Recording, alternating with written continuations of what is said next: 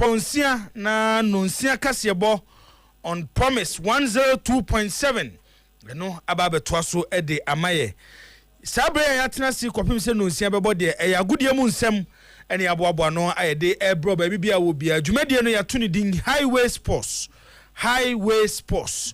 ye no nam highway ni so akopim se nonsia bebo a ye be sori so sede ye ne dan ye be kwa amono ni simadu Solomon Carter ede ye be wura nkofo nkroso na fe nsem wo ho no wahwie ede aguo ede amaye owia abejafo beje eye dwane no mu edidi enkomo ene ensem ni bia be twe nkomo frama no ne refia ebinie House of Folk supporters ene omo de demonstration ehye so Promise Radio nyamina na demonstration o matuni din save the mighty oak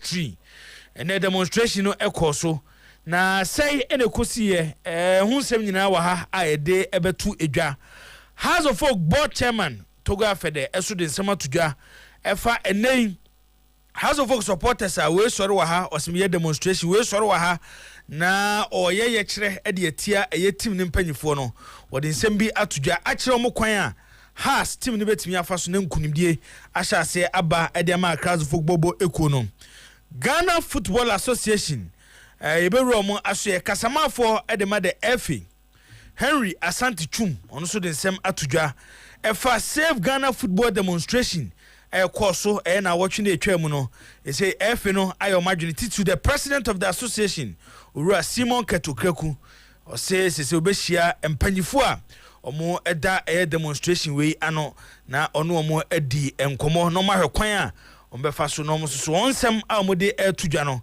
FA no so asom na omo kwan ombetimi ede afaso PFAG Asante Kotoko Abdul Fatah Shafiu ensensem na hin ena akwakodru ni nyina no je se wo kan ho e wo highway sports so kopim se no nsia bebo ye ni nyina ho nsem ede ebebremo Samuel K. Mensah Solomon Carter born again Mami Esi Clementino the darling boy afeche Martin ena baba isa the sports lawyer mo ena aboabo ansem na no ayatena se eye wie e wo dwumadie so ede ebremo abadwafo ni nyina wo fi abete baafo won ka bete se wo bedinka captain siasia akomi asechi ne wato no ne honto no amoma no kogina home na na hu se captain anim nyefe hu se enwoma nheda enkoyi Alasan Sai Zakito Kofi Zakito de akuribo ono no bia ni we betimi no asasi so wa yese dade no Promise 102.7 FM.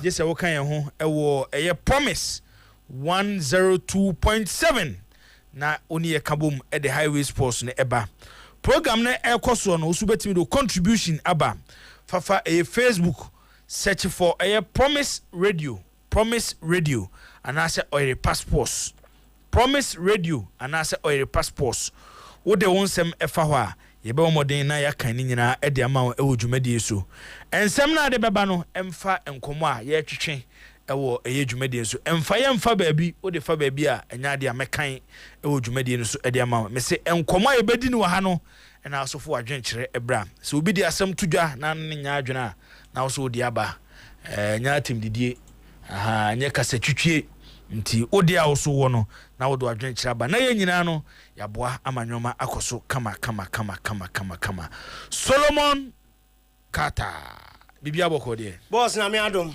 bibia enyoma ekoso kama oh eguso efi na ya de mamembo ma baso okay na we de Ura Simon Ketokreku send di no ai FA president send di no okay enra menim se bia nkoma a me share obi a we closer to the president okay e wo table 2 so mo nim table 2 yenimo nim table 2 wonim table 2 o boss yenimo table 2 ai oni akwa tena wo ba ko mienu bi nti no ye share wo table 2 ai ena me ka che ne say ene bebi awiase ne ko no enipa ti wiase sese no my word 2 years esi ya bohu demonstration obohu ane ya 2 wani mra ho so no ne de demonstration apamon nti me de FF on stance no mateki no mani nye ho de nti amani nye ho ne say FF na de release by no ambe patch no omuji tum se Ghana football koyi Nyamina aka. nti obi ye demonstration se ono so fu se Ghana football koyi a one FA de ni difference nim Achinye bia nim. tasma me kanu tie ni difference bi anim na FA we no ase o ka asem na etie o mo pe no ma for mo soldiers no ma start no mu do atem social media no mo attack no mo yewe no mo yewe say maka just on mo platform no wo so ni ya sha manfo kutupa monko ene monko di solar atem Say nano a demonstration ba we ana group of journalists being a football fanatics being ade so yes almost set record ni nyina no a wrong approach. Oh yes famfa so obia ma because nei obia ni wa wote Ghana ha o waso ewani a obetimi akase Ghana football koyi na se nipa kron pe Ghana yi boss na on say Saturday no na me United showbiz we dey me who say but minim say nka we mo entertainment pundits no ma share that the Ghana football si wo omo 3 hours a 4-hour program na hu omo a ye feel so omo ka entertainment asem kwa ka football no ka football na ka de wo mu bia it is central ye football central for you no ena na wo say enye kra nipa ne bi e fa ne se obi e sori tia obi a e che se nipa ko no we aso obi anu a woni interest but we interest need should be positive interest. Oh yes we interest no say den se sayeba enti what I say omo koye demonstration no omo interest and omo ni interest omo demonstration no a positive interest because omo yes omo emu wa hu say parliament ye MPs ne ayi omo to omo ka ho asem ai they say there ba bia o wa hu ba bia enti edensesaye betimi aba se mpo bi kwa na akosho omo chi so omo nye sa at least anamon no omo tu no se ye nyina ye gitum si e football ne nya ede na ma demonstration nye baba hu ne astarte ya ye hu sem trofo demonstration ne atake ne edidi atem boss ya ne atake ne edidi atem ne atake ne edidi atem boss demonstration on present 15 point petition to parliament 15 point no hemu emu be 8 e koma aban yes tiere ne ka say omu demonstrate efe no me ka che efe na approach no o ma hwe o mote ho a demonstration kesi beba na ya be sise nipa wo efe ho nyina efi ho and so ma hwe ya because say do musi approach na nye na me ye the FA president a akadana me tie say demonstration bi say ba so no ka me fe leaders no na me do matenase so wo de monsama mo wo nyina no momfa maye ne nyina ne yenhwe ne yentu hana mo say de be football no beti akọ because FA na release after cup of nation almost nyoma nkoye into mo person mo yensesaye oye obi say na you football KPMG say one started almost sponsor under 17 in your coast football. What is your promo to play under 17? A dear benefit in under 17. When was the last time under 17 Kobo World Cup? You're born for fun. When was the last time? You're born for fun. It is also we invest in under 17. Yes. As soon as Sony been say, as a Ghana team qualify under 17 World Cup. Definitely. It is an investment in them for Sony. I did the new money and me do baba ya supposed to naka 5 minutes in upon ball. Na me hu say school for na etwam no moko na baby e football ko no say yan hwe ya e bedru stage bi no solo stadium ko e be de kakra ni mpo yanya ni sese no ene kotoko obo matcha this year ko first school for be ka ho asanya akase stadium onipa wo ho Simba Day omo born friendly games ya o Simba Day or Tanzania omo born say friendly games say kotoko any nso atreboje ko for cap ya but eduru hono ma ticket nso to boss stadium ni timi yemma ebuso na bi mu gina bonten enti solo se sa na F no ene omo ya majusom be ya me bo mabaso omo share the leaders of the demonstration Obama ne countryman Songomo Veronica Komemo Nana ya Kesemo Friday e ba Kumasi o omo share omo wi a na omajo omo petition no omo hwema de F ne de bobra ebe no na omo tu ho anamo yeah by say ye demonstration obi te baby wa wonim sa de ya wuye ya soma se be yenye osusu na woye owie ya no so akoli di bi ati wa wonim sa de ya soma se be ye na enye na wo susu de ache na wo ye elam so wie on so akoye bi ati obi oh Ghana hey Ghana say ya hwe ne ya ntutu enwoma yi asamaka ebedu stage bi no ye baba betena ye nya hwe kura nka wana bo na gu anse nkra de nkrofo bi so hyehase ye say na nsankrofo bi na eliki ma Moroccan FA say under 17 over age ninti right say the over age players be boy tournament enti dey some person mo justify say the over age bar and say hwe nti obi na akọ report na o yi o mu free mo a kanipa no report ye nke be chi bi solo boss yento aso empese make cancel bebre all right empese make cancel bebre Messi de here a positive interest. Yeah. So wa wote ho na edura anadwo ana anya anadwo ko ana nko wo hye wo dem na uti edasumye so a ade na wo ye no say ye papa wonim eye bone so a wonim. GFA president kra me hu say on sheda nya okay sir. No say wo hu na wo so agitations na ba no e ba from all angles, all corners. From entertainment industry, from parliament, from football people, from general public. You drew the lowest point. Yeah. In our football. You know, say ono who say BB, there's something wrong. BB anywhere. Ewo memu ha. Eye adwuma. Ewo Ghana. This a one person be kan okra che. BB anywhere eye adwuma Ghana ha. E fa ye bo ho. Debi. Nti so be sorry.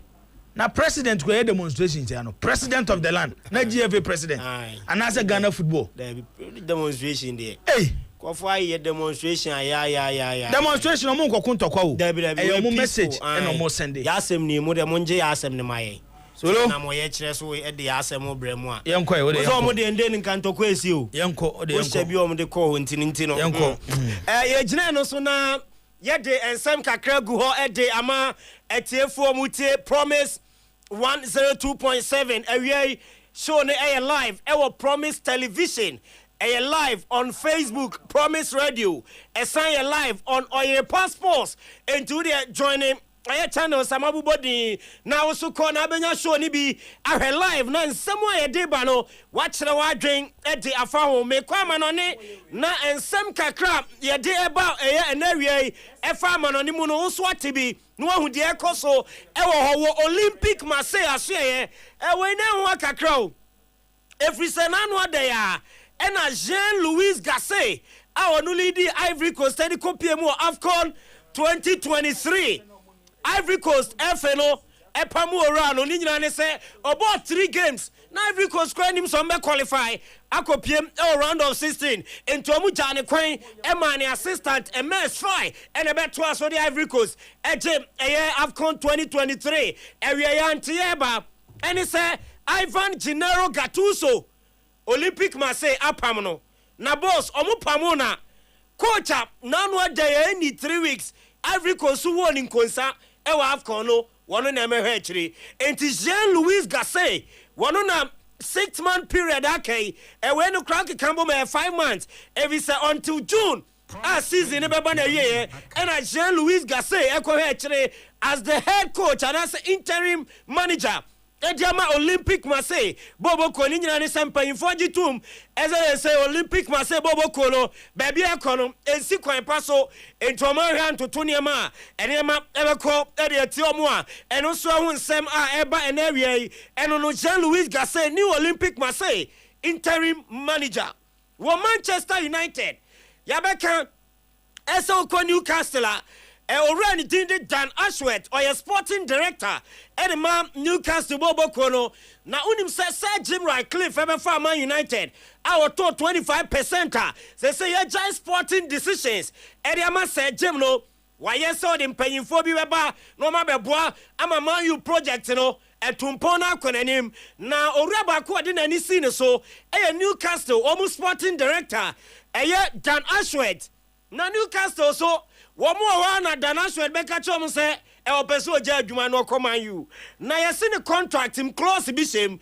a e kire se on betimi e de na to gardening leave na uko UK ne ka gardening leave an che se yesi kwatena fie usika ka o contract mu busumi bia yebetu ama saa kopim say contract be beriye no run so yes in the contract end the year 2026 into until 2026 Man United wo bet me for run want me nya adwuma e ma club bia e dey say na kwagina say e wo say Man U etua sika kakra e ma Newcastle na omu yi ora no e ni free gardening leave na fei wo man di na ni kirem e wo Man U omu nkobobo a boss yes Newcastle so omu pay 20 million pounds every Man United and Sana sporting director wo ma jane so nkwa ma say eno so ho akoye den e dia Man U e bi so omu gidie say hierarchy no e gidie say sika 20 million pounds here etimi top players mienu omo yankwada e de omo be ram team nim na watimi agide omo nyina niam be koye de amomo enti e say de omo guso e twetwe nkomo say 20 million pounds here e sika wo so pa enti Newcastle ente so enya so mbe yi omani e de free dan aswete so no mdo omani a kirem e wo ba bi fofra e de free ho e ba area Alfonso Davies so tin in kache no apra area in recovery no chese wa shase dendendin a nyame aduma weekend Bayern Munich and RB Leipzig game eba so e wo German Bundesliga nim no owura tin e de Alfonso Davies e betumi asiakan e de ama Bayern Munich na what is Alfonso Davies one chese ni agent owura tin e de Nesal who say yes owura ni come Madrid eni omo kotwetwe nkomo na Alfonso Davies season ni ba na wie ya onye player enfama Bayern Munich biem yeso ni omo twetwe nkomo wie ya owura ni beba ena Deco fa fonfra was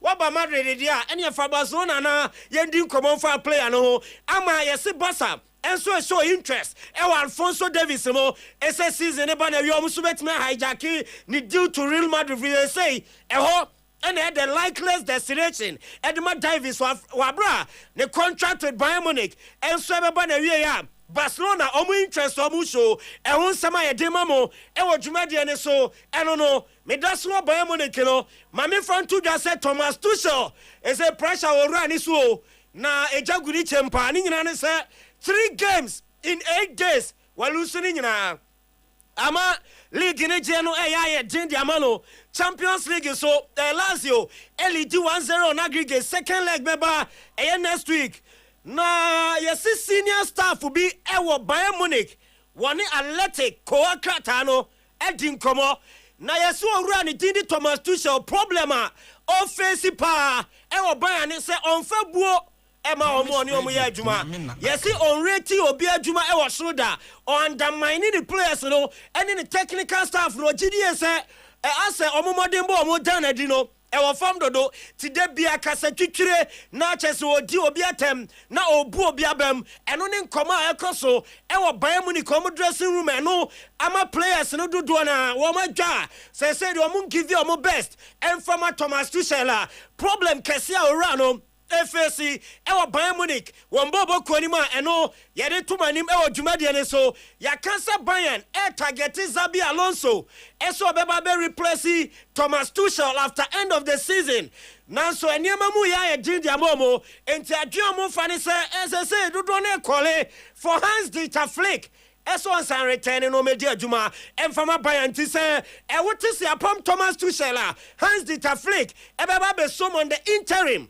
next season ni kona wie ya wama try so mba twen Xabi Alonso every Bayern Leverkusen no abaye Bayern Munich womo permanent manager and also the free Bayern wama so ya ba ya dima mu na wie e wo dwumade ne so na last week me be reporting ma say Roy Hodgson nyame nko anko free mo nko okọ ama okoda hospital achese agene to ema players no dodo na wo Crystal Palace no maboto ewie Crystal Palace at the statement aba na when you ti home last week ese omu Roy Hodgson e free ho nom do already dindi Oliver Glasner edenaba ore wa dijuma e wa entran Frankfurt ni Wolfsburg e wa Germany ewie ya Crystal Palace chemu a already din edi Roy Hodgson was stepping down as manager for Crystal Palace Bobo Kono enti eno abie kwemu ama Oliver Glasner nyame ya adum ochena officially wo hye dwuma na se edi ama Crystal Palace no mu se na anwumre Wabra Krista any Everton game ne baso English Premier League no Oma assistant managers me no Bako Edi Paddy McCarthy one year former player Edema Crystal Palace no Paddy McCarthy and a screen is no one Ray Lewington one way assistant managers are on bebe ama mebacho Krista game and enumre eba soneti mi akoso nyame adumo chena wo training session no Oliver Glasner take over no so be the new manager for Crystal Palace Boboko wa bra health condition ti owura ni tindi Roy Hodgson step it down boss me the way sorry say the officially I confirmed FIFA any CAF ajatum say AFCON 2025 Morocco no ebekoso summer enti July to August and a tournament in Bekoso na FIFA ne CAF chemu a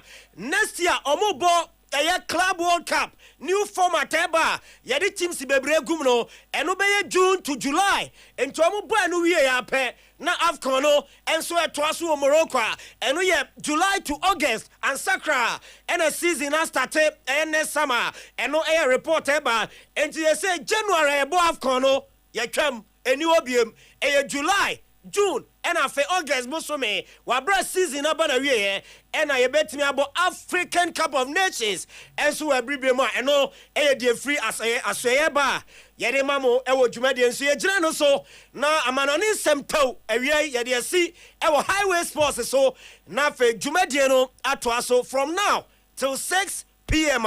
ye be sorry enkonya so Promise. Welcome. 102.7 FM. Okay. Yabeda Solomon Kata ase bafo wa the danger man atnas bafo akwaba. Bibi aboko de. Oh, nyame adaroma. Enyome ekoso kama. When day. Say I started a fresh week. Promise radio. Nyame na aka. Okay. Yepempem. Yakoba sana na tight. Sir. But we will sail through. Oh, okay. Ensu nyame ye. Oh, nyame tiase. Ensu nyame ye. Ensu nyame ye. Nyame tiase die. Oh, yes. Bibi abe fine. Akwaba nsoso. Akwaba ndodo asem kwa na abeso de mame. Safe ni ge share promise. Asem na abeso kaneka. Na jai sa wodi nam touch line no. De abeso kaneka. Na so waba de waba. Na se mene mo ana wa. Oh, ye nyoni na wa ha. Ah. Ba cho nyoni na wa ha. Sa. Jabi. Ye kuka ton wako hono.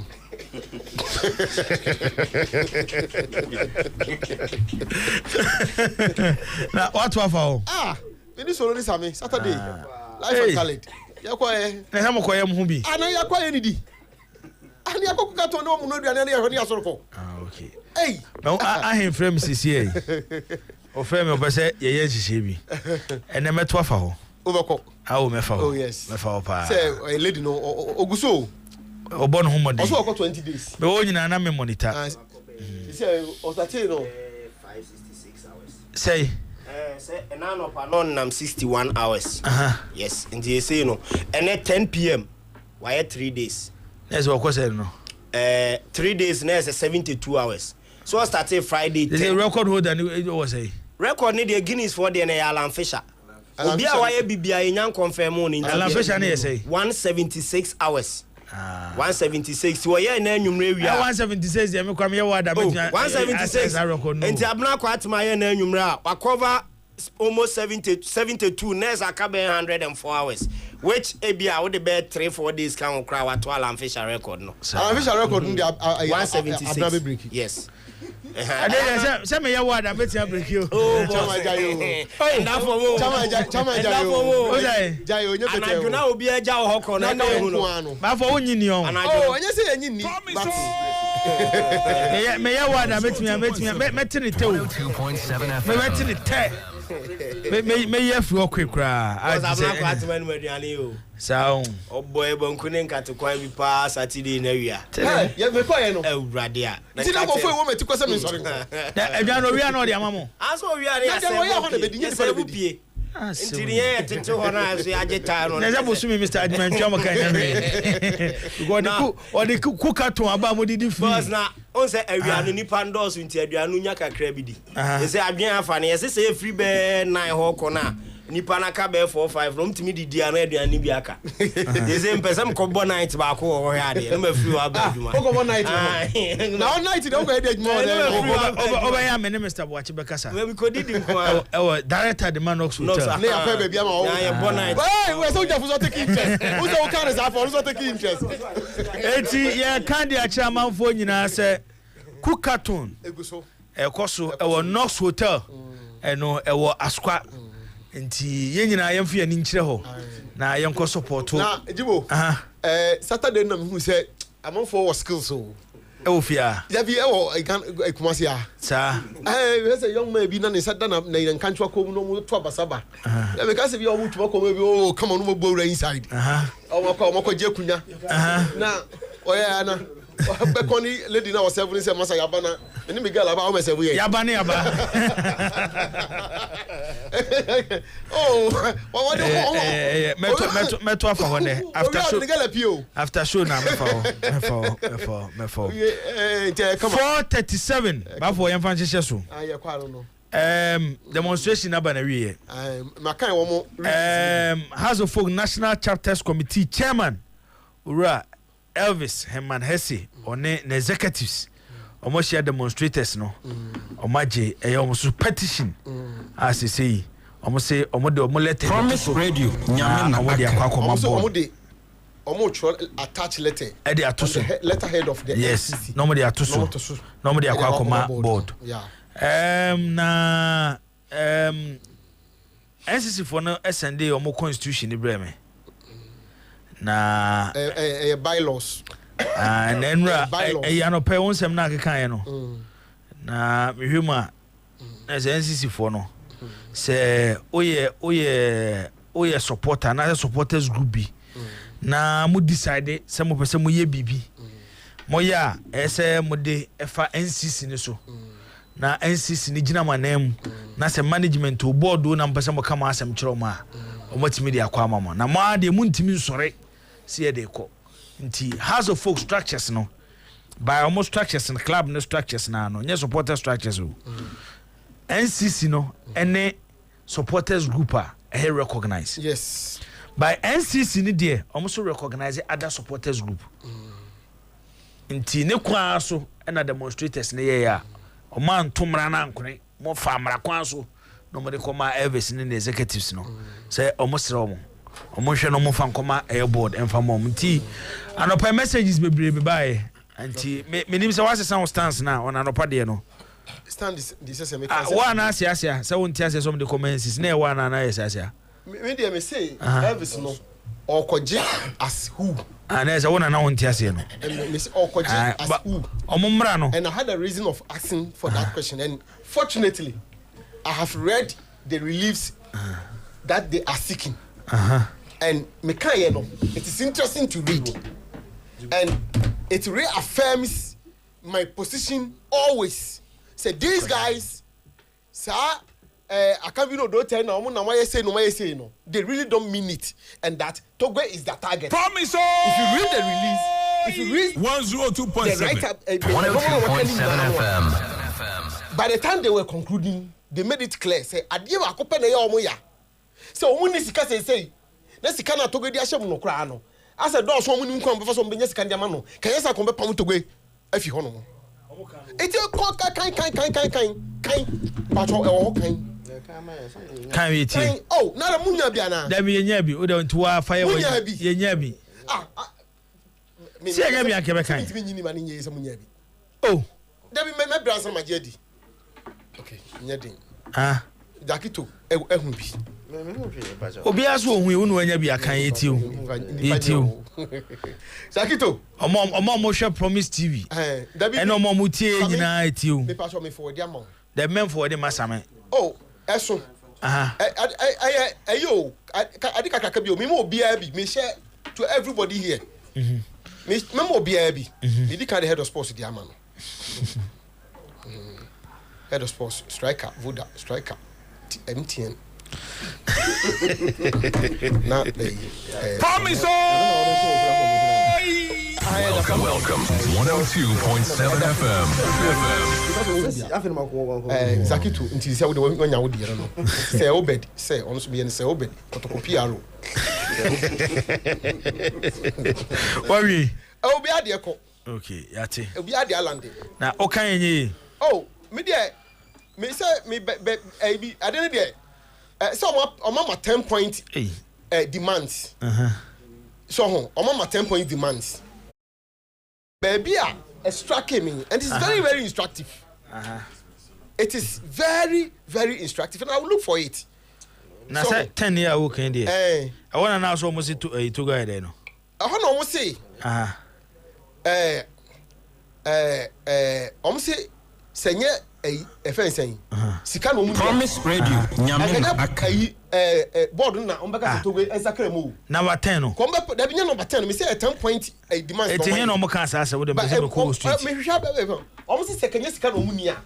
And kenya o person organize 2 million no because my highlight my in my broading no. Kenya board no ombeka to go ensisa mu. Okay, one almost say to go na mu no. Ebe say me hu sa point na wo ka no. Na botre asem na wo ka. Ade de obi di na ade ba. Enya wo na abesesa na asem no. Me tie we so de ye de o entie number say me be say me hu number kro. Me ka say no wi a obeda je say wo hwe obe number say. But me say almost one can say. O make all the demands ni wi enom do ba bi no say. Asem no kwa no mo ka no say nye sika na nka omu ni a. Sika na to go spend ya.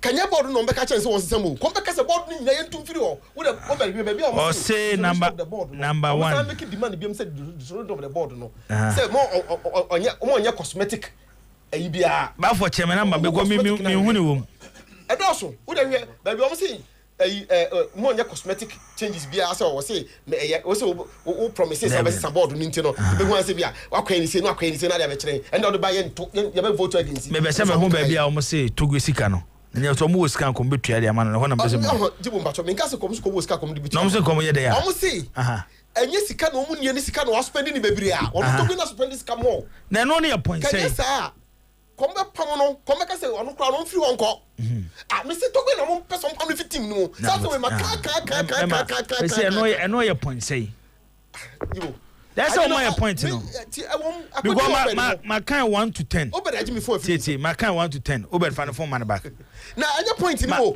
me say lives no one working kan no I didn't know so it will nya buta na grass through you will see it okay some of them me say kan am start say me read me ko tena ba bi din na say kai me nya ade no na me kan sa nti jo me ho sa na me sire na me wo me 9 tika wo boy na my part na o say ade ne do so 102.7 FM. And the way you need time to read. Zakito no me so ko fia obesha da koye ne note wo papa dia but now yeah. And what's the read there now? You know you can read into their minds say it has always been said and yet it's not but those people know that. Of course, obi no beka say biasa anko from no fault. So I think it's page 3. What I've seen something. Something like that. That sound like that. Over can hona minti. Microphone. Page, I think it's in accordance with page 3. With you. In calling for the dissolution of the board and conveying of an AGM. Okay, man. We wish to emphasize that that what we are demanding is an absolute overhaul and not a symbolic change of 1 or 2 persons. That is in relation to the board. But for the fact that we have been rendered powerless by the SAS majority shares and the crushing debt owed to them, we would have demanded the exit of the entire board. For supervising one of the dreadful administration in Hearts of Folk history. I think so that's the point. Maybe I saw una call them. Asema and they can't so I take that part. But for the fact that we've been rendered powerless by the SAS majority shares SAS majority and the crushing debt owed to them, we will have demanded the exit of the entire board for supervising one of the most dreadful administration in House of Folk history. Indeed, both on the field and in terms of finances and brand appeal, the current board has been a disaster for the club. Yeah, so if you call for the me bacho me 1-1 of the entire board. Omobewi no say both on the field and in terms of our finances. Promise Radio. Brand appeal and the current board has been a disaster for the club. I want to know no more now. Me no more yabin. How can the current board be a disaster? A board that has constructed a multi-purpose stadium, FSA training complex for you. You call that one a disaster? Are you serious? Are you kidding me? What are you talking about? Almost say. And a disaster. Both area no fire no. Almost say both on the field and in terms of our finances and brand appeal. Area no fire no. On the field, finances of the club, brand appeal. We need areas me so fire. The current board. Has been a disaster for the club. Look, based on your mommy and saying, the last time House of Folk owed their players 4 months or 6 months. Under Commodore Mensah, House of Folk owed their players 8 months. No, they all cannot follow within him. That's how it's a financial disaster. Now I can't finance no. This is the House of Folk that is building for mine, and yes, they are paying salaries. They are playing coaches. The 2 or 3 years ago, how many years in it? House of Folk played in Africa, traveled to all North Morocco, North. The depth of the club keeps on increasing. Which depth? Has a nika.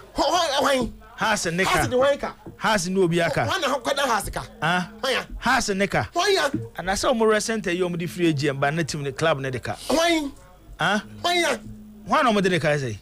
I want to know what in the Kano. And a company institution has the SAS car. But SAS is a shareholder of the club. SAS invests in the club, and SAS made it clear to everybody that the investment that they're making, they will amortize it. Do and you can't him beam. And how? When you amortize your debt, and SAS sorry say when you're interested in how you do camera. 102.7 FM. But for him say has and assumptions has as a company, has a folk as a company. But you see, a can walk on so can cry their coming yet new, and I will not argue. But okay, say car a minute team club no. How? Especially Ubetima de car. When a cano would the be see a bubble said the Japadi. And I'm a way of bank loan fancy if you talk. Eyaka. Ekeda. Loan fan talker can't omutim enyaka but what the card but it gives you something it is giving House of Folk something and what kind of statement man they acknowledge that and they House of Folk our modern edifice they acknowledge that House of Folk our saying commercial center they acknowledge all those things now can say and yes can you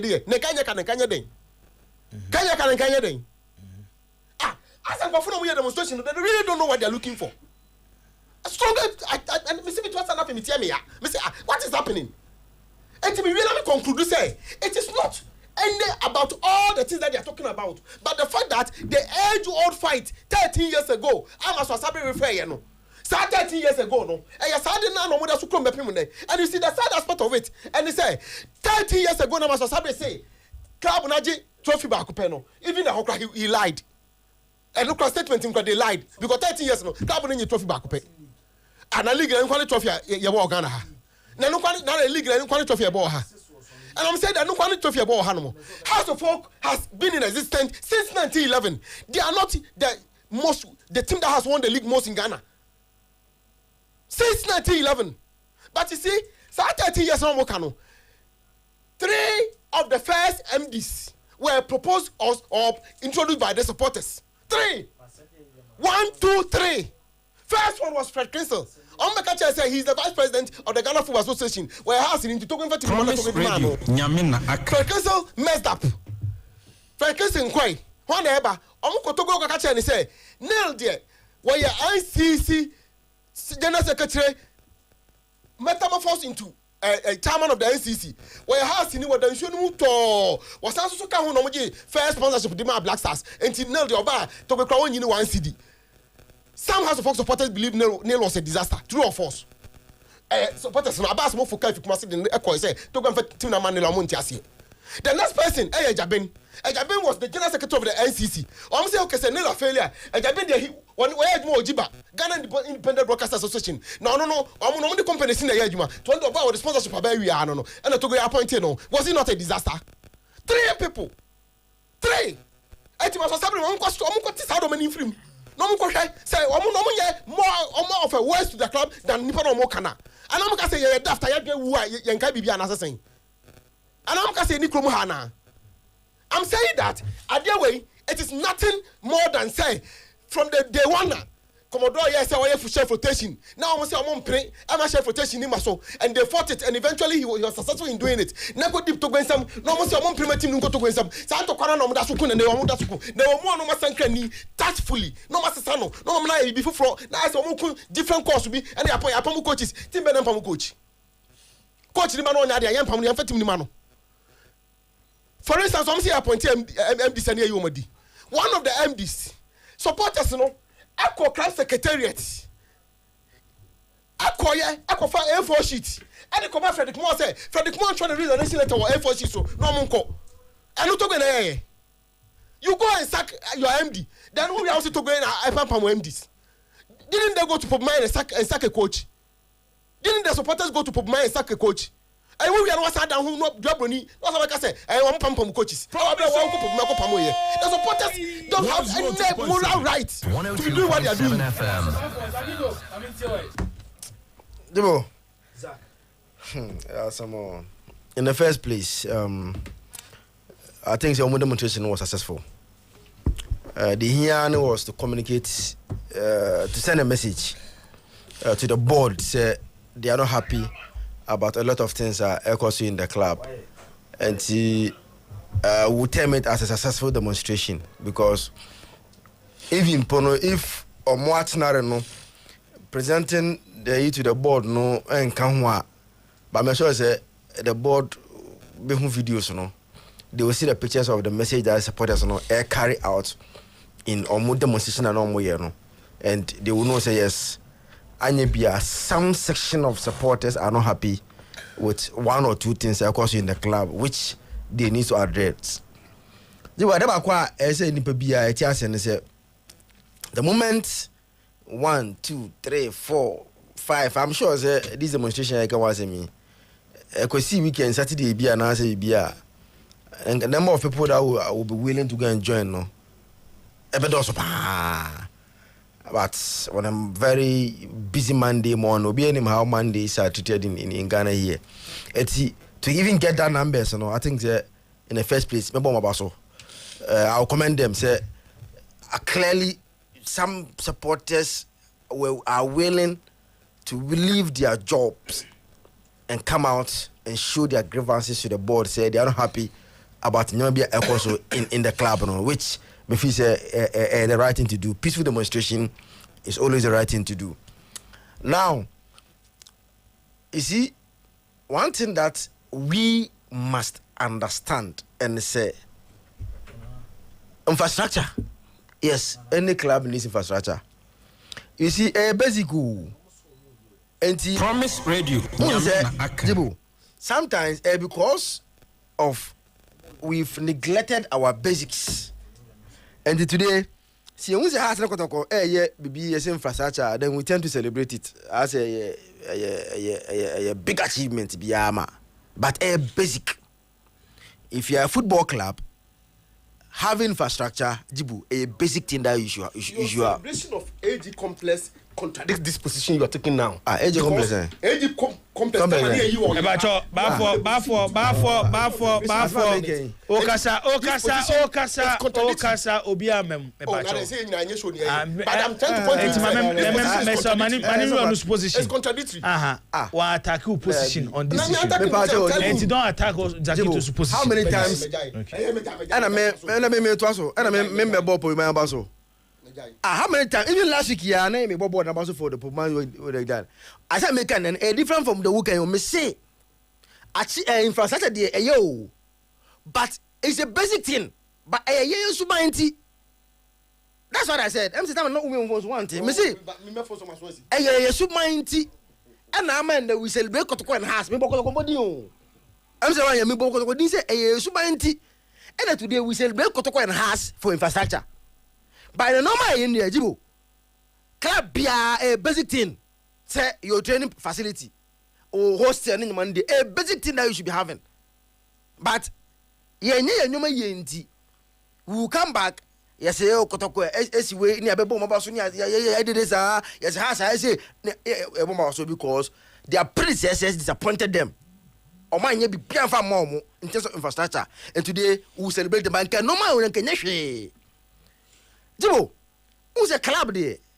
They supporters. Let me go back and use this in my Man United as an example. Promise Financially 102.7. Any problem? That are making big monies even though they are not performing. They are making huge profits. But they don't support us in NNJ.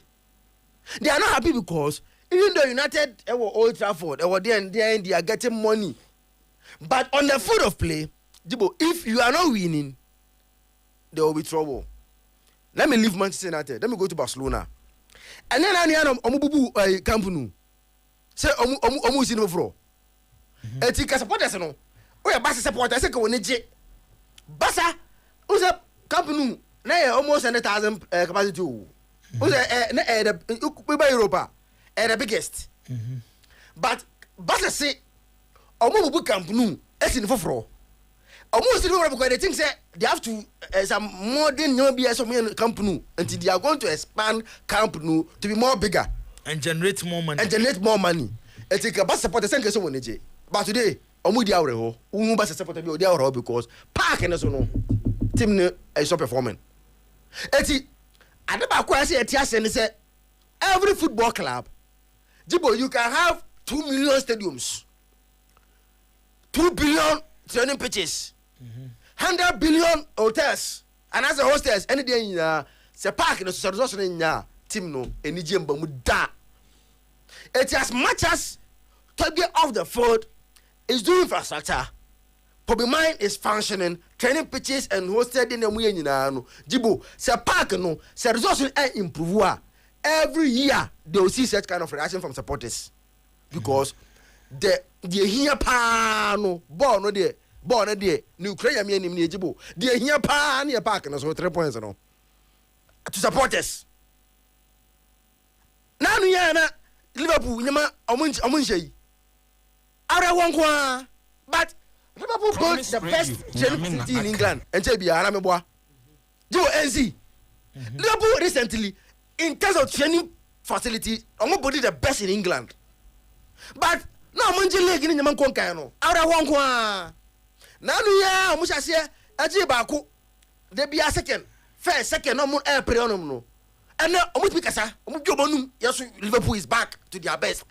And without food results, 3 points. No, if you are not winning anything, Jibo, there will be agitations always. It is a token, and the board wants things to change. I think that the infrastructure of the food, enough on the food. Resource no essentially say gap with them difference with them there will be disagreement, there will be agitations, supporters will rise against the board and send them away a basic. You understand? It means say they have to also work now with what Araba all they have to do is say hope say what Araba fa now I can make say Oma fa number setting some league for more money because Omedi Cabo 17 matches at that. It is what are the team pick has and we return for a achievement to them. Yeah. Hoping say next year about party for the trophy. Zach Mamene NCC chairman, National Chapters Committee chairman, Ura Elvis Herman Hesse inni enkomo. Chairman, area ya mwakwaba edeba Promise 102.7 live on Promise TV. Se bibi aboko de. Yeah, Striker bibi aboko akwaba. Mechia o panelists no bibi o mutie ya newiaso. Susu ya mwakwaba. Se ye pre waje susu oni ebidi nkomo. But Striker, eduma ye nuwa. Position enye position ketua o. Mesra o me pese obeye kakra ma me. Sha mama position ketua de kwa osa no. Ba kokra me ti nyina ye white. Any my body say. 102.7. Ma ka to say kwaje wa home. Ba me ka untie. Nyame adoma next month me akotwa me ho kakra na edru time bia na when num phone no kra na de tukwa ba bia wunya service na afi wotu ba na wodu. In fact next month dey meji leave with me mu na makono akwa jima ho na ho me na pressure no so say na kwa ba kwa sa ba o na omode ba woje de letter no Nyame adom me gie me nye me nko a me ne nsisifo no nyina agie yeah. Okay na supporters here omokoye demonstration di amutu di save the mighty oak tree. Chairman adena NCC man try some more stop on but moya yama demonstration ba so. Okay, striker me da see me say somewhere around last week and now week here I'm only meeting komo ma make kire mo say officially no omo amoya manie and I think there is a lot of issues are circulated because NCC no mu hwe but ni nyina echi no nyame pe nenim no kre omo amoya manie officially but yeso yeti no looking at our bylaws, we recognize other supporters bodies, we recognize other unions. So we a meeting, set up three-member committee, like I said in your on your medium last week or this week. It's as part of committee, any organizers, I think it was proposed to the organizers. A lot of discussions went on, but now me might be monopoly reporter, chairman of the committee, the buy and say now organizers in Israel margin say they will stage the demonstration. So the NCC, because we didn't also sanction it, now didn't say to me and stop and we're actually looking at a way to bring everybody together because kuka no I think say yebe faswa yebe boa club no ama club no atumpon. Man, it looks like men kasem majority of House of Folk supporters, but section of House of Folk supporters any happy about the current state of the club, especially resource team no enya on the pitch. Anka eba infrastructure there, may sure say ye can Premier League clubs, I Ghana Premier League is here. Minim obia what two infrastructure one among a chain across of folk and a bit midnight to a house. As chairman of the supporters, a dear Namona would to a facade home because it looks like board never bon team bia supporters and in yoma to go yenshu infrastructure OCC. There be a more say Nipa Kobi na Masha da some person more attack board no. I say board no nye de mompem mama e hwa na start demonstration na moye e de na mo na wutu afan as chairman for the supporters. You striker me say before I'm frame na me Zakito and I think I share a bit or I share more in Zakito's statement and now all make I think with infrastructure me sure say anyone meaning Ghanaian or House of Folk supporter can stand anywhere and say any club in this country beyond House of Folk. I think so be admitted. Issue the controversy, any agitation, bana dudu na kwakoye on the pitch issues no crano club nkwan to mean solve that problem no. Ye nyina na say ye kan ye umbo as stakeholders to ensure say we also win on the pitch, but club never show direction.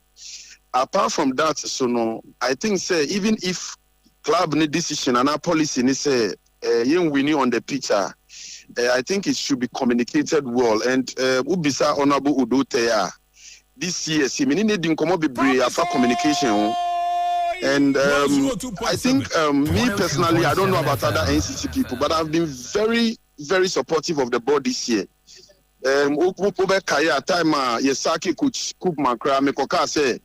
Yes, the NCC supports it. I'm a supporters because they attacking me.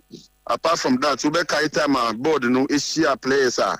I was very instrumental in telling the players, he said, if they fail to perform, the NCC will never attack the board, but will come after them. So obviously, as Elvis and the NCC this year, I can tell you, say, in all honesty, we've been very supportive of the board. Now, just as I said, say, Honorable Dote Bekachewa. Nkomo baako ana this year me ne di nkomo pa this year than any other season me no eye ejuma wa House of Folk and say honorable be catch wa most of times me ne di nkomo bia me catch ni say I think our problem as a club is communication. Hugely on communication. I don't think there is nothing wrong in the club making it clear to the supporters. We want to fix the fundamentals. We want to finish with our infrastructure work. We want to finish with our academy. We want to build, a certain this thing for ourselves before we start winning on the pitch. Okay, maybe it will take us 3 years. Every company has a policy or more vision. Your vision about every office say in the next 5 years, this is what we want to achieve for the service.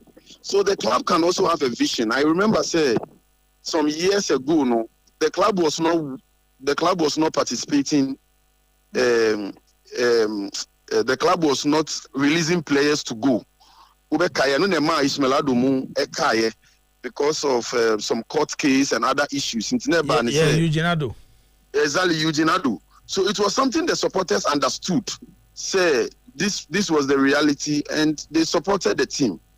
So I think at this moment, just as I told the demonstrators after receiving their petition, I would wish to say Promise Radio. The next thing a peace walk and a unity walk. At this moment, I think Hearts of Oak is being the only club currently. Ghana in fighting, I am more than any club. I just say more per demonstration, demonstration. Exactly, club will be our problem, but I think I have too many. I also think if I have the opportunity to meet the board chairman, make a chair to say, we must say you be an best support to vision, but for the sake of unity and for the sake of peace, I personally think he's doing well, but I can't feel the DNO. And like I said, this year, for instance, communicating on vision we've really supported the board. So I think there should be regular stakeholders meeting a better information flow to the down. Even our chapters are dying because they are not getting information. First year chapter meeting one of the reasons a man for Papa and say regional chairman the information Papa Eba. And then I say media abe so many social media ajibebia inti NCC chairman Eba Kumasi ana Oba Santi regional information or the man for Abasa meeting ababe NCC chairman is already in the social media into the won't come. So I think as a club and the NCC, we must all look at ways revive, from the grassroots to the top.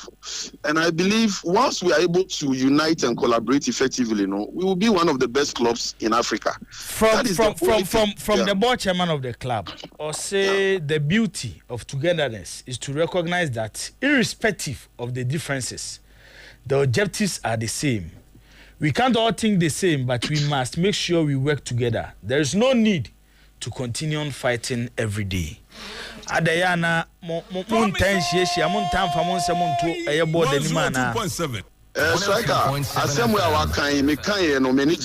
let me commend the board chairman for this. This statement is my statement of the year. I think, if we put this statement into action, our problems will be solved. And I really commend the board chairman for this statement. See, Striker, me as the NCC chairman, sometimes I ask myself, did I come at the wrong time? I'm really worried though, because and then one faction thinks that you are not for them. Another faction thinks you are from them. And then we see me at demonstration, NCC cry born a mania, at the end of the Yama found. We say NCC didn't demonstrate, so we will do it. Easy. It's not the best of time to be the NCC chairman. So much pressure at this time, and I think we all have a role to play. And the board chairman Akano, I think we should all come on board and then find a way to support the board chairman, whether we like it or not. He's the majority shareholder, and like the statement said, we can disagree. But let me also emphasize, this is not the first time a board chairman Akasa same way. Normally in meetings or Aka. Say, irrespective of your differences, we must learn to work together. So we need to let this information go down to our members, and let's forge that unity. I think people are bitter not because of anything, biasa, maybe only some a little issues that can be resolved with one big stakeholders meeting and now one big rally.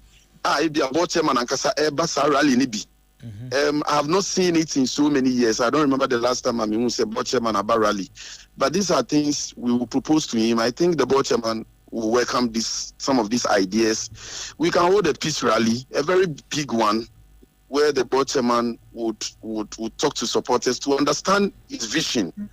And the thing, I don't think he doesn't love the club. If he doesn't love the club, he wouldn't put all this investment into the club. He loves the club same way we also love the club. So, Striker, I am really a worried man because, and now I know kasi Coca here too much. I'm really worried. I mean, chairman demonstration here about Sunday. Say why being NCC chairman? What did be paying? Yeah. Nipa ni bi wo perception bi say as the board chairman to go after there and the target of the demonstrators as or no na ma targeting but mo fa kwan bi so and am pese mo be yimanim. Me in the first place, I have stated it on a public radio like your radio said. The NCC, I'm not afraid if the NCC was part. And if indeed the NCC was part, I think the organizers will come and rubbish what I'm saying. No, me the net the previous demonstrations are also. And I'm one question. The NCC officially, since I took over, I demonstrated only once. Officially, NCC, since I took over, I demonstrated once. The recent one about Suo Kumasi concern, aftermath, no supporters be cry could deep police station. For me, I'm Misaba Kumasi, I someone cried that's a police station. Now me Palaja Chos and the Bay Bepequaya will solve it. So I can put it on record, say NCC officially they are a demonstration once. Any other demonstration Biano Striker, NCC is not part of it. And I state it again, say this demonstration was not championed by the NCC. Even those leading the demonstration are not NCC or RCC members. I think except Abbas Ni Ashmiu, the rest are not NCC executives. So in all we in Ankasano, I don't want to go into the nitty-gritties of all. I think we should all come together. That's all I would say. Maybe all parties, all interest groups, be NSA or no, shareholders of the club. Whether you are a shareholder, whether you are an ordinary supporter, whether you are a fanatic, you are a sympathizer, you are a chapter member, I am appealing to everybody to listen and to read the statement about Chairman Idaba out. And let's come together. It's too much. I am honestly telling you, it's too much. Yeah. Chairman Elvis NCC Chairman Ebedowasi. Yamfa unsia. Before I'm a kono, submit me as the TBB kakra. About you etiu. Yeah, we no power meeting say na bafo e kase. DNMA NCC Chairman any executives called G petition. Let me put on record say by the NCC per the NCC bylaws we are encouraged to recognize other supporters body, and it is stated in section 314, other supporters group. So once they have identified themselves as supporters in Kwa, they be shareholders or whatever, I almost see on person more fire through per the structures, now we couldn't have turned a negative eye on them. And also we're also looking at the positive, say now Oman Secretariat, there will be a level of peace. Because at a point I learned they wanted to go to the secretariat and which I think was better because we wouldn't know how it would have looked like. We the NCC wanted to champion peace. So once they were ready to offer the letter to us to present to the board chairman, now we were okay with it. At least and also as the chairman of the NCC, by our bylaw, section 3.3 3M, it talks about the chairman of the NCC shall be in charge of all correspondence with the chapters and the board and whatever. So be it be person trauma board, it was all different NCC so. A chairman and a sign. So I think we're only looking at our bylaws and also trying to bring peace after the demonstration. Any boni bia say your petition and I'm say me maba for your supporters na say NCC is really doing its part and trying to do well in making sure say demonstration no enko fast and fufuro bi amba. Me personally, secretariat ambe to be honest with you, na me depa se na be ya enko ye kuka asembia nti asema me work no.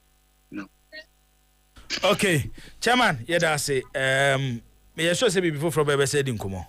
Me patcho me da mo me chi obi bia ani bafo me ti so yare me ti ano me a me friend no so later. Onyare oboa okajo so yare oboa. Onyare. Fireman and Kasano no. Okay, Elvis Herman Essie, NCC chairman. Or no any Eddie and Common. Zagito, Yenesi. Yeah, Dibo, Miss, you know. I think, sir, Senator Mekayano. For House of Folk, for supporters there, they think, sir, things are not going on off the field. The last AGM no Mokoyano. I remember, and now me come back to the points that they raised in their NCC chairman. No, the board chairman said emphatically, said because issues were raised about him dissolving the board and forming new board. One thing is clear: the forming of new board no is targeted about 3 people. Be so, Dr. Nyawo Tamakulu, Akambi, and Odote. This is 3. Not sure how much target by the things their conduct be how they speak.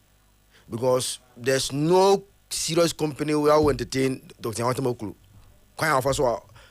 Any least opportunity he insult his own supporters. No company will entertain him. Obiti say Alaja can be the Pia board member, no any supporters, contact no. No person will entertain that. 102.7 FM. Who shall move the comedy now? Yendizel board no, targeted around this 3 individuals. Now, Toby emphatically said, say, the next AGM, he will dissolve the board, the new board will be formed. And he, or the names no, AGM war. Now, Obia Oba, Bafewa, and they will argue and make argument, counter proposal, what. Obia Tuma, yes, yes, 4 page monsa, no 4 page monsa. The Omenianonia market and say, what pass it? Same, your boss media. No, my we see Antiasia, you better yes, 4 page monsa, Upaja monsa, no for the head of Mudoswa. Yes, we no for no Same, no, go out, unkambi. Ya was a key to near argue, near but Sana on my own, no. Now, their problem is that they think say on the AGM Nishane February month we. Now board number say March on my date. All they said is that the AGM will come in March, but there's no date. So they think say Oman sorry amma board knows so many abrea. There will be delay in the AGM to keep some individuals on the board. Manache. Which individuals they don't like. It is so clear that they don't like them. It's me feel say Togo should find a nice way, because one thing that we am in United and say Odote na Kabi especially. Omun free in chain. Because so the stance no. Wa make it clear. Odote and Akambi omun free in chain. So he should find a way to accommodate them. Your board members. The next board is still on their part. But they will not say they will reject it. Sir. Yes, unless ABA Togo was also find his way to Promise Radio. Can you find a way among all these people? But he's a big man. So okay. He can find his own way. Say Odinu kwa Obenyan ko ombe jatum some cardboard no. Ko for rotate that can be. Their name will be part of the list that we call them no. But whether they will be accepted or not no, any problem no. I think say team no e win ya jibu, now we are kotokonko for Riviana. See this SRT no. The trouble was more than as the trouble na kotokono. Na say has you know. But so who say almost every matches no. The football club BR is driven by resource. And when results are good, there is peace. Results in Noah. On the back, work away. You will be a D. You was not going to be on your bonnie. Selbert, Mammy, you phobia Yamija. Phobia. Phobia member. Phobia member. Okay. Phobia member in the US no. Now they why? Member madam for member. Sir. I member madam for. Member so person na no tun. And I madam for. Nyamija de so Ghana ha. Nyamija. Or Germany. Okay. And a phobia member or USA. Omo jo munu abra phobia. Tina de bia de bia umomo wallet so ya. Nyamija say member say me so ko no me number na beat no ko de abada dada. Member. Jibo. Hari ne no di nkomo nti mi jama no one no why? Hari hot FM. Member na ti say. Boko Hari boko. And that demonstration course na. Eja ye didi nkomo na ye say eja wo so wo pese wo do anu tumu kakra. Fantastic. Na make sure we repa FM. Oba New York abonte so do wi esi ya obi aboru bi tia no wo tie Jibo. Mo boy duma na ko ponhia mo na duma pa mo ye new listeners phone na na ko ponhia. Promise Who said your course na? 102.7. 102.7 FM. Every chairman. Me who obi obeli has supporters ye nima. When you who vote say every chairman da. Phobia member me na America. Chairman ya, why you demonstrate? Member we nya so ni saying. Me nya so ni say. Chairman ya, why you demonstration wie? Who free supporters eti? How ko pass out supporters for nya way. NCC for members kwa nya way. Member area da ben no da ben na side ne bae 2 years ago chama ye demonstration ewi akire no last year mu chama yi kopa sa fa chi kopa chew okopa ho achew enti chama we die o say okwa na okopa ne chew okopa board for ne chew ebi tie mai okopa board for ne chew now member phobia member obi oye hunfo no and oye demonstration we are resign from the board say anybody ko no ehunfo and okay who resign we no any na sakopata how o member say nya we okopata for what okopata say dey okopata say body be na why okopata and only dey how no yes 80 for leaders so from a 200 so Benina, the who tell my way who 47 this year, mother. Oh, yeah, sure. I'm the worst entity chairman, and every chairman. The worst entity chairman, and every chairman. I didn't money your ways. Because Obaya supporters leaders, entity and to what who will do those and to what them support organizing supporters and stadium. Supporters are basta. Everything organized supporters in stadium. We are catching out. And you this year almost started league or model operation bass one by. Promise Radio. Who did 2,000 crowns to do that? Who did 2,000 first time go to do that? The West ACC termite, and every team will be a member of America. Okay, that's it. You go demonstration in so. People, demonstration now, yeah. You demonstration next year. What can we be? Support you.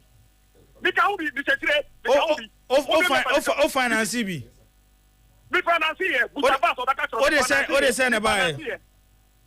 Meeting I have to give so high power meeting in Canina. Butana Aban. The finance way. The finance. We say, you demonstration next year to be. You protect a test of the team in your to be there. Team on your my team. And you're back with him. That's about for some no kind of for so. Yes. I ever saying, I did a call, very your call. For us, talk about your call. And then you put a band your call. 50 bodies a band your call. I like you have a band your call. I didn't do a super how Kofu and Metro Egma. And Kofu see a Calabule for. A phobia. Phobia member myself. I was some with the exercise, Pacho. I know that. Okay, people, to request you, Matthew Hossain. Pacho, why? And Kofu, you have to move around. And Conkai. That people demonstrate with you. Yeah, April, so you said the Kakao message. Epo demonstration no abi se ka se betwa na Mr. Who demonstration no enta adan na mon nyam adwen se mo ne board no ehia na mon nsem am wo nyoma ha mo no mo de to board nanim na ma hwese board ne be hwe no ma resolve de ma mo dan se da bia no na matiasi kwaso demonstration and only the way to solve the current problems what has mana Yibo what can you say matter me mini board dey trust dey just see board in trust me say alaja can be the country supporters say ye to here yet mean to go ka 2 1 2 alaja can be the country say how supporters here carpenter formation for 2 alaja can be beer and what did supporters apel it is that person we no you didn't trust it and can be there ye the ye can take to beni say ye here can be odotai na what makuru e o new board na e ba so one play there and how to move that I'm telling you Yibo so one player how to move that so one player how to move that demonstration ye be ya kopim tema say the how to support ye sabaka ye hwe okay so one player ye be demonstration ni sa e to no da na no e pu de be ba so no ye no ko secretariat wo yate phobia member yada se enya ne kakaka em say ha supporters ni bebre so wa kira omo so pese omo kabi nti yada se msa won sem ni nyina de ato yada se pa aya no ache omo mo ni New York ni nyina de amaye agrada ono so nanse mo besrai wo Ghana na obebe agrada yeah Yibo na na wo ya obi kasa wa kire Ibo no train, but I just want to the system carry big word. Said yes, here the Usi and Anka on Kasai. Okay. You see, I'm a Kasa. Why? Okay. Obed, I mean, you na Yanya Niamra a GFA president. Promise Radio. Save Ghana football demonstrators no ombehia no maje omo petition no omo nsem nyina no ombe na omo no mashia na omo atoatoa na bibia bakama masa hwefon ye toma wonche untumi mamba ye bia wa ha ba Obed mbacho mitiu had to folk supporters no they need a united force. It's a very sad one when you see the Ecos one kind of. Had to folk need a united force. Nipa be miensa. Meaning say let me use this picture as a perfect illustration. Also our picture na actual 6 out of 4. Obi jina ha hu ne 9. Obi su jina be hu 6. Sana ha as 7 akwa. Meaning say we call bi abadia. Asemo. And them say program name you. Yeah. Chairman, yes am akwa ba bi. Striker, me so wait there, Mr. Pa. Mo mami 1 minute. Na niama I touch on enthroning integrity there. I have to come in. Me patriotic I say. Okay.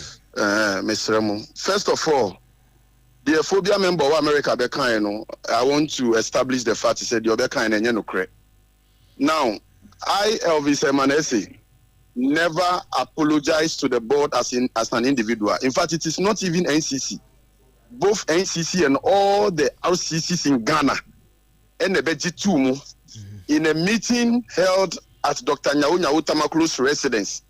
RCC chairman Obeka Semebuano Mepacho Omra out number clear Mubetumia Frasanti region, Bono region, all other regions, including Northern Regional Chairman was available. So I want to set the record straight to say, first of all, Elvis has never apologized to the board, but it was the NCC and all the RCCs that apologized to the board because we wanted unity and to move forward. And only number 1. Number 2, Mr. Mo, number 2, see under my era, Yanko Park, me patro me era, and ana Liberty Park I am under Bwedu, and I want Jibo, na minim sanka ono, anka ube prompteno. Say under Elvis and a Bwedu far cap. Under Elvis, and another supporters back at Sports Stadium, under Buedu, Emaniema, under Elvis, and I call dance park our own in Aboma. So the Obeki kind in it is never true. Finally, when it comes to coming to the stadium, the NCC chairman or the NCC alone cannot perform that duty. When the club is playing well and we are winning matches, definitely the people will come out and watch the teams. We cannot conjure any form of magic. Even NCC don't have to tell a supporter to come to the stadium. If you know your responsibility towards the club, you don't need to be begged. Okay. Me as the NCC chairman, this year I have missed only one away match.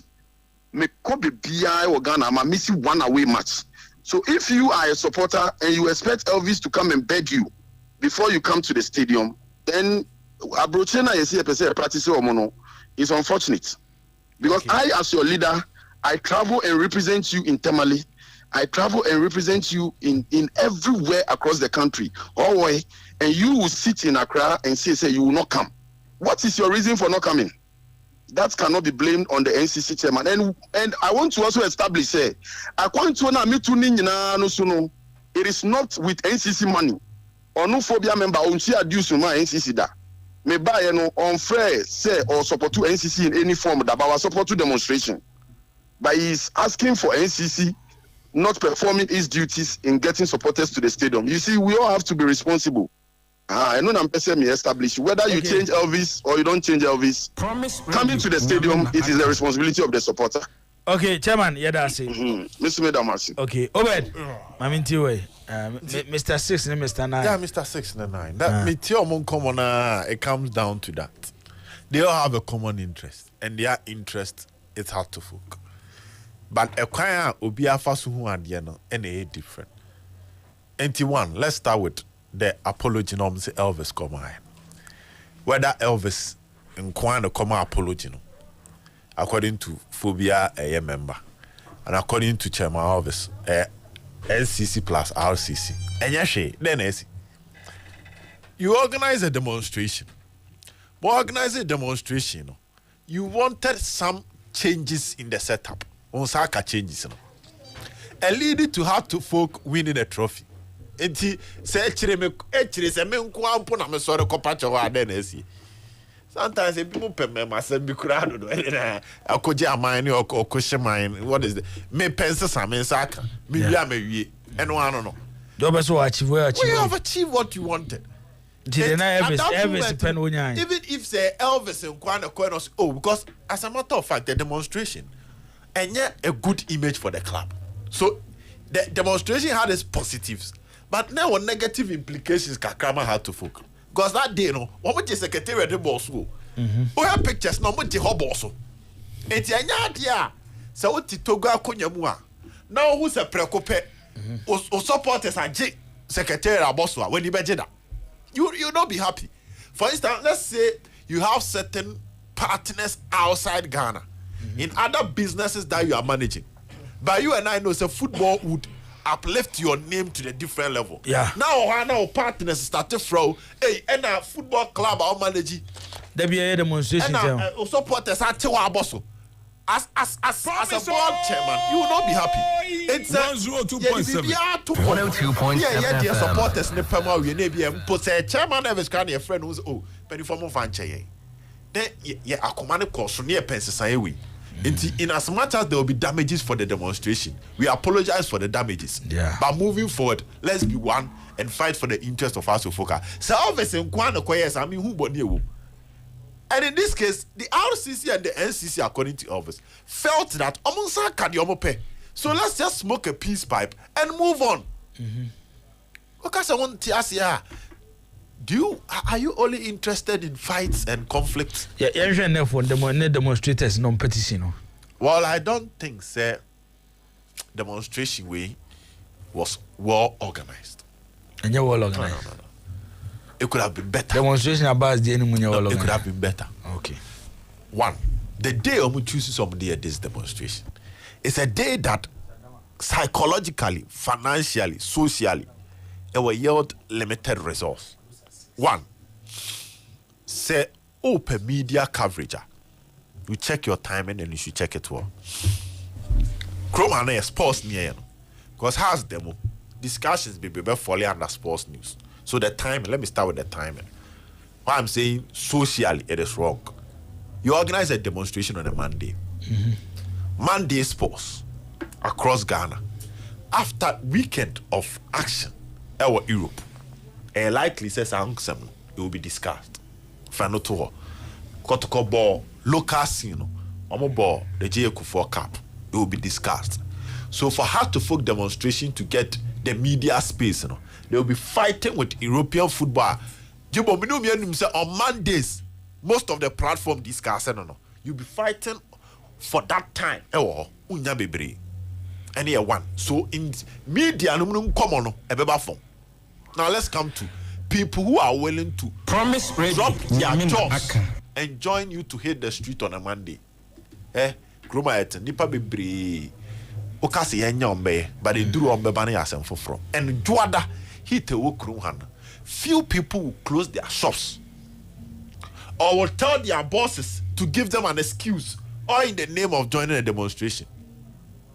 And they know it. Nipa unless ebia wo adwuma na wo ye no, wo nkofo hewachi. Enya saa, ujibo se imagine se obi ha sitani. The akoso atogwe ye no plus the board na ninje ho. Oye obi adwuma. Oya so benya kodura kwaka che ne boss say, "Mesere wo. Mami day off."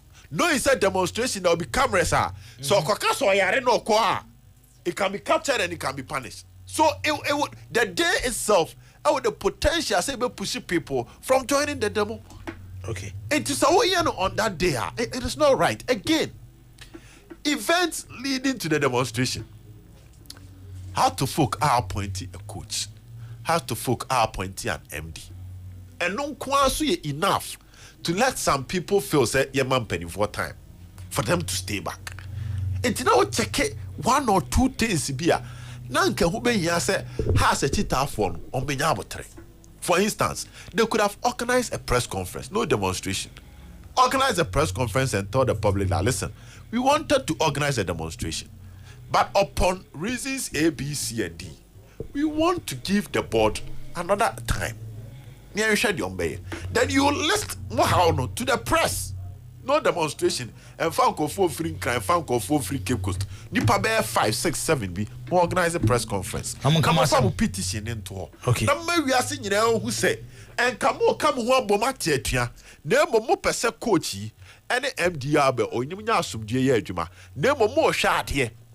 Why don't Nipa be so you can then proceed? And come on with you, they feel that no matter who comes, Elijah can be Vicenzo or Dotain, our Tamaklo will not help the person to work on. So if the new MD, Susan Koya Juma, then your magic pa, then we'll go back and say, supporters Nekai. So in that case, send your football members on the mofo floor in April. And can April ni bedruno. Whether the new coach is performing, whether the MD is getting a peace of mind to work, nanka a daddy, it's someone who can't throw our petition. Time will tell. Someone who how our club Namodia Tuja, and I'm penny for still Gusuya. Time will tell. You can organize yourself well and fight for a common goal. Send your Elvis Kaino to go to Hassan or perhaps ye. Or no Elvis or perhaps ye. Her supporters or more perhaps and that's the common interest I make come once. Okay. Just that Ubia approaching it different.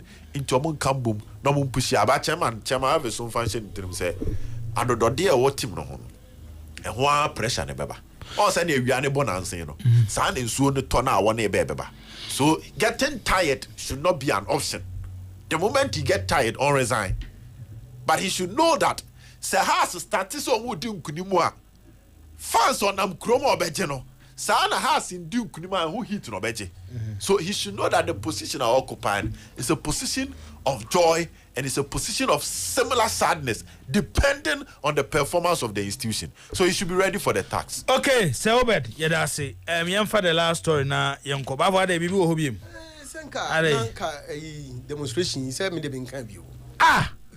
And they say you almost statement in the Bama will be a kind. Now, statement, how many did statement number 1 thing? No one quite demonstration. Day about 4. Yeah, my last story. Yeah, my last one so. Yeah, Ntiminya. Aye. Okay. We dey me. E dey na ga be so kan. I have a Promise Radio. Nyamina aka. listened to him many times before he became the NCC chairman as the NCC chairman. And then time I present petition, no, I will meet you on any group, no. I sneaky into the meeting. Let me put it that way. And a normal and command no mudi no standard ne bi ma take any on also standard what take any ebina obaya obe espouse during the interview on no. I think another day Elvis unse wakasama for me some of the things that came in the yarding because at a point there must be an end to any litigation.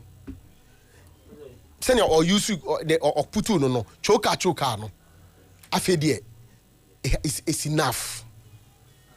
And as a leader a honor afe it comes to him as to how best I will bet me I ended the choka now or see afe crowd the amawa bread. And the good thing okay hear me then say he's seeking to bring almost everybody along. Senior beya they will find a common grounds. Okay. Where they will satisfy everybody. By the time ABR or Yusu rally or Yusu other avenues, whichever way, I'm not prescribing one, but by the time they will find a common grounds, you know, Obia ebe satisfied, Obia ebe tin ho ase as to the direction na omu nyina ha no ese somebody tim ye den. Bavo, me da say, yemfa the last one, yambo echine beto aso.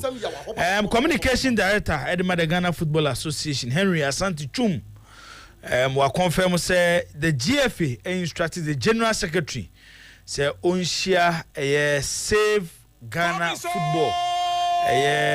102.7 demonstrators no empanyifo na afi omo petition no onsom na omo wi the president of the association, I imagine, say, on the leadership of a safe Ghana football, demonstrators in Bishia, Nafi, Omo Atuatuajune. Yentie Kasama for Edema, the Ghana Football Association. It's possible to get things done. I know for a fact that Pram is top of that list. Infrastructure is another area. Technical aspect of the game must improve in terms of coaching, in terms of refereeing. Infrastructure is not the best, and it's another area we also need to tackle. Okay, we kasama for Edema Ghana Football Association, Henry Asante Chum, and I attend Ghana. Zach, Maminti way on Henry somebody else today. Jibo, very interesting. Very interesting. You see, we that is why I think that the FA should find a way in some glue on the 12 members ni bia no so say be ya assemble mo ntimi nkasa no there's some it should be deliberate attempt to by find the FA super glue. Yes, omo fan so amanfo no Promise Radio. Asem ni ntwa no ye ko why amano beteti o yes, because utie asama Henry King. No, yes, but say yentie ono asem say won kasa yentie nka. But on say he has already come out to condemn and apologize on behalf of the FA on Odosafo. Yes. Whatever you say now, we will take him serious. But Uti Odosafo posted after the demonstration now, he almost rubbished it as if a useless ADB. And he said, Kroma said, the ball, Kroma say, you know, you should be having a serious problem if you think that football, no, there's nothing wrong with it. The FA themselves have admitted, say there are challenges, but they will try and work and solve it. Ministry think that there's a problem. Yeah, try to solve it. So when I see the individuals with the money in China and everything is right and the media is a problem and then but you see, they be make us say, I never quite book the cheaper and the media guys around him. Because he deliberately recruited big guys. So when you see them talking, you will see big personalities. So you will see when they are talking for Kusi and the TU, big guys. But at the this FA have failed. Those guys now and the woman more church as more they end up giving like messing up the things. Now I say they create more problems to the FA. Because so the echo so chroma say ya. And in football namnia. No. If a new personal interest will bottom in tia, they never catch me like they can force football. No, everything is right. We are not even discussing blasters. Get a blasters. Our problem is the grassroots. And the course it is saying. And the Premier League airway saying it here. Is it attractive? Oh yeah, now so defense of Mumeki. Say team in Ivory Coast na J AFCON no. The team men about Champions League Confederations Cup.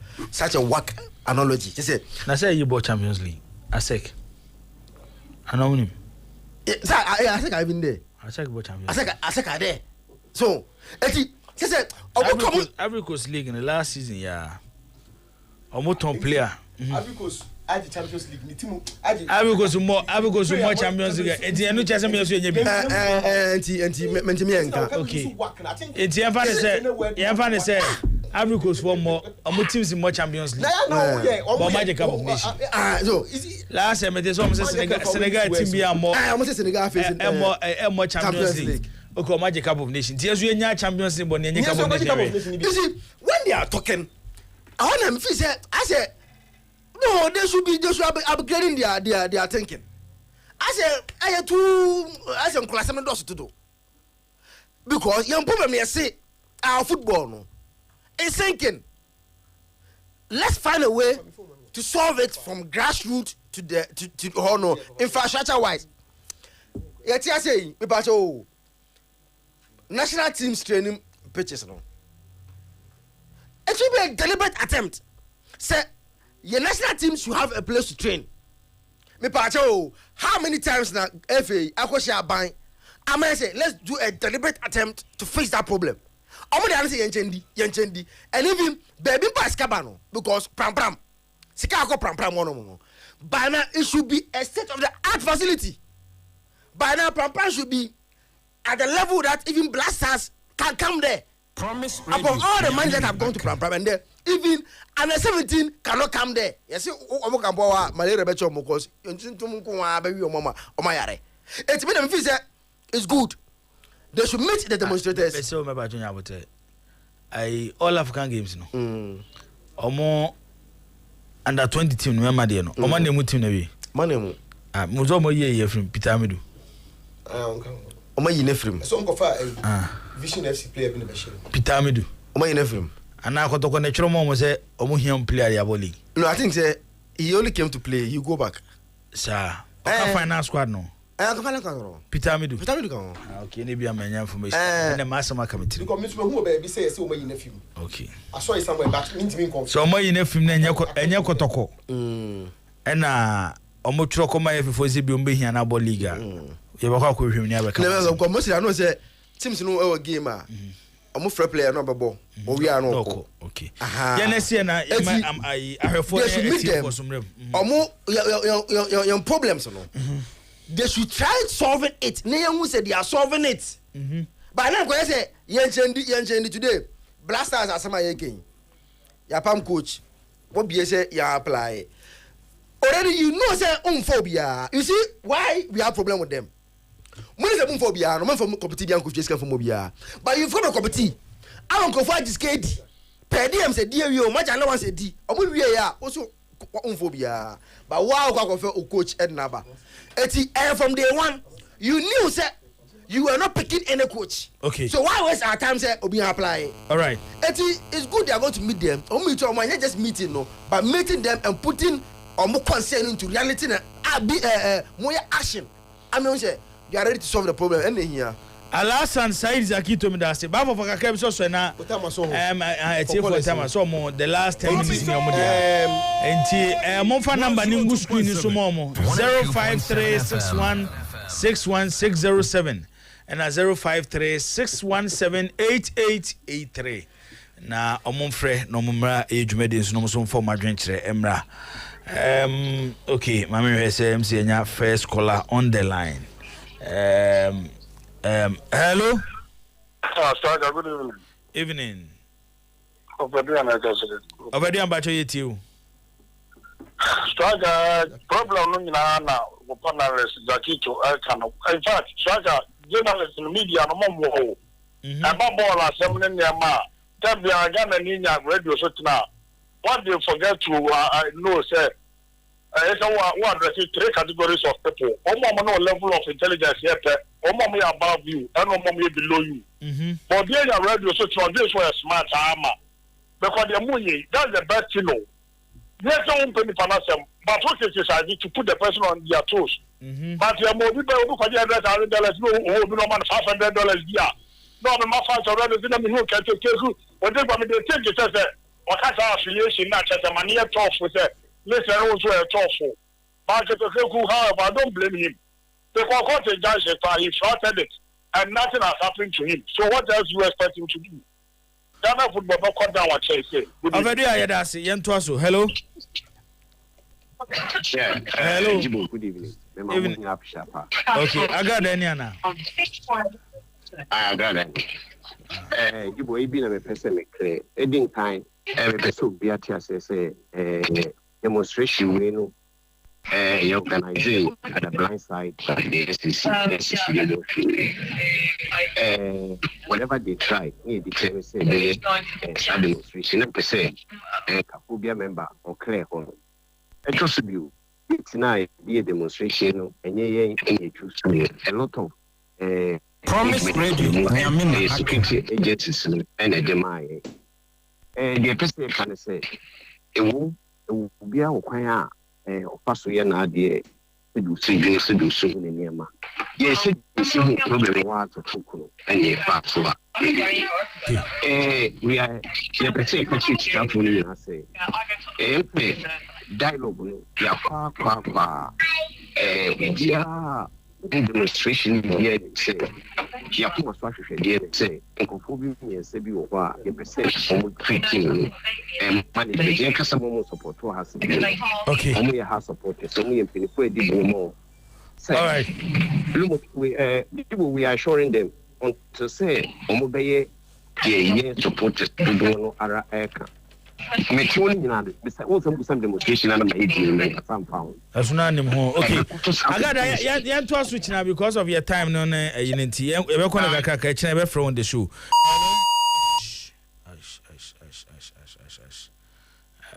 agada hello Jibo. Yes sir. We da omega kunsu. Ome yetio. We da na say na midima kumasi asante kotoko sports. Say G2 announce say mansa kwadu ane e ba do bobo na nya sotefo. Yetimi tra say ya sore ya ye adwuma no ya nti ana nyire die me da obo nya ase na next week ani tu si obo obia fa de tu na league na lizumu na me kamo ho na me se amu so o me yeda se yemfa de odio hello okay say aden na oye na 11 ha no bi ba no yen ntem ne you bi afri ho no bi so ababi mo ya na o mabaje line okay 0536161607 0536178883 na wa friend now so 102.7 FM Highway Sports on Promise 102.7 I mean hey so be about hello oh Sammy yana fixing ye okay bye for